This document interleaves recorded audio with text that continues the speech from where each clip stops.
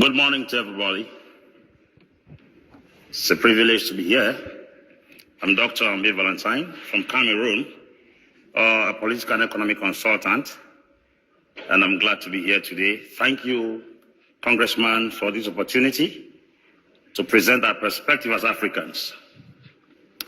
We are from Africa, and we love Africa. And we've come to present our worries as Africans to this very exalted forum. For quite some time, we've observed a lot of things happen in our continent, and we are worried. That's the reason why we make moves from one nation to another to make sure we share our worries so that everybody in the international community will understand our plight and be able to share with our worries.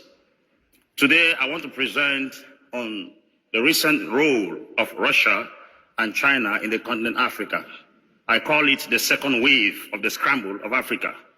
We had this scramble in 1884, so many years ago, and this time around, there's a second scramble. The scramble this time around is a scramble between the East and the West Bloc over the continent Africa.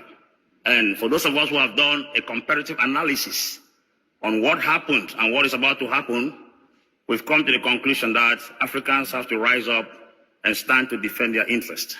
Let me start by saying that modern-day Pan-Africanism is not hatred, bitterness, malice, or anger for other races. It is working alongside with other races, yet defending the interests of Africa. And we are here not to fight, we are here to defend Africa's interests and to present our worries so that everyone can work alongside with us. Russia's recent invasion of Africa is causing a lot of stir in the west of Africa. We have had a series of coups d'etats in this part of the continent, which we think it is not a blessing. A few persons may think something good is about to happen because people seize power through military coups d'etats, but we've come to realize that it is not the best way out. Democracy, we know, is the government for the people, by the people, and of the people. And that is the system of government we've been grown to know. Something else is invading our continent. And we are up facing the enemy in the face to make sure that we put an end to this rubbish. Russia's invasion of Africa recently is trying to undermine the tendencies of democracy in Africa. And we are standing up today to say we believe in democracy, we trust democracy, but we just want democracy to be upgraded according to the African context. Because I think democracy fits every society based on the ideology of the people. What we have in Great Britain is parliamentary democracy. And what we have in US is not the same. So I think we should confine democracy to the context of the African continent so that we can be able to live in peace. The democracy that we've had for so many years now has had and brought us so many challenges, problems, death, destruction. And this is the reason why we as Africans, we are coming to say we want to put an end to the influence of Russia in the African continent. The first thing that Russia is doing is that Russia is raising strong men, not strong institutions. The danger of raising a strong man is that when he dies, everything dies. In Europe, we have House of Commons, we have House of Lords, we have European Parliament. In Africa, we have Idi Amin Dada. In Africa, we have Muammar Gaddafi. In Africa, we have Museveni. So you have more of names of individuals than institutions. And that's the reason why when Gaddafi went out of the stage, Libya has become a land of no return because it was a man.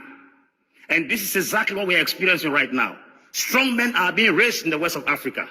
Mali, a coup d'etat was conducted, a strong man was raised.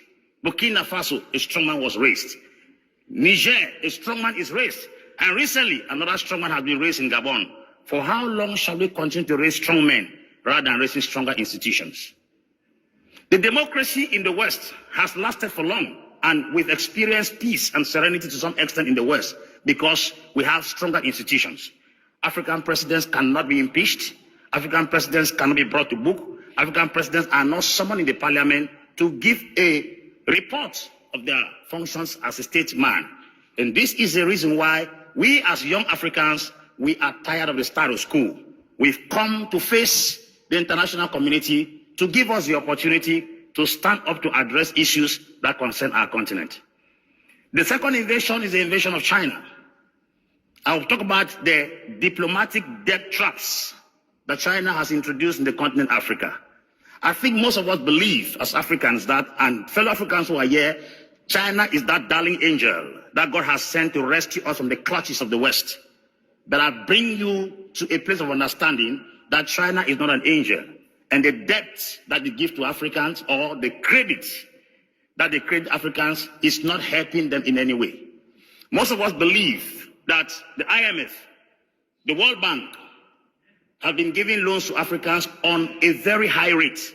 In 1993, the interest rate of World Bank and IMF loan to Nigeria was 24%. China has come to give loans for 10%. But you see, the drama between the IMF loans and the Chinese loans is that the IMF loans are forgivable and the Chinese loans are not forgivable.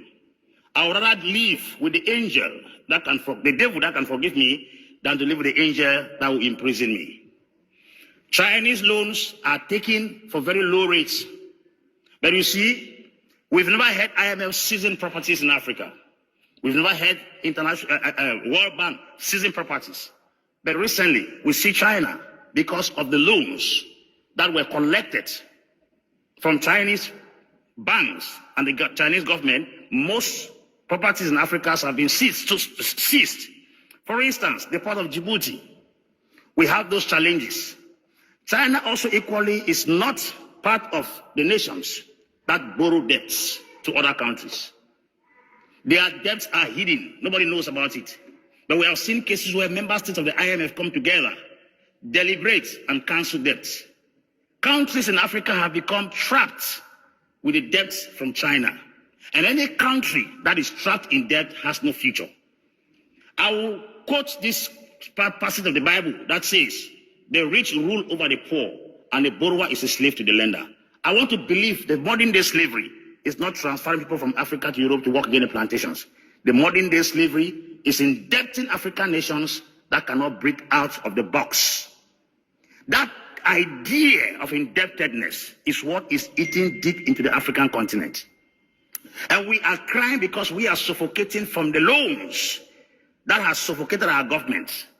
The loans that have caused development in our continent to be stagnated. The loans that have affected even revenue of students, revenue of teachers, revenue of healthcare facilities. Because these loans are a serious burden to the entire growth. China gave loans to Zambia recently, and those loans were used to construct dams, to construct railways, to construct roads. But unfortunately, these loans came back with interest. There is a purported information circulated around the world that China has canceled loans in Africa. China canceled non-interest loans of 3.4 billion. The interest loans have so much bearing on the continent that most people, as salary earners in Kenya, can no longer earn their salary. People in Zambia can no longer get subvention from the government to supply seedlings for farmers.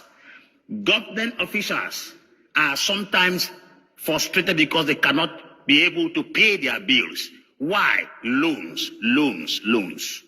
I don't think in the 21st century we should be again in a place where we are depending on others to survive.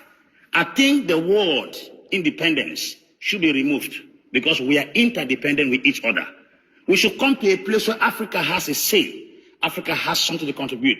Africa has a contribution in the international community. This is my plight as an African, and this is my cry for the international community. Let us endeavor to make sure that African countries are not choked with loans that cannot give the opportunity to excel in other areas. We are at a level where right now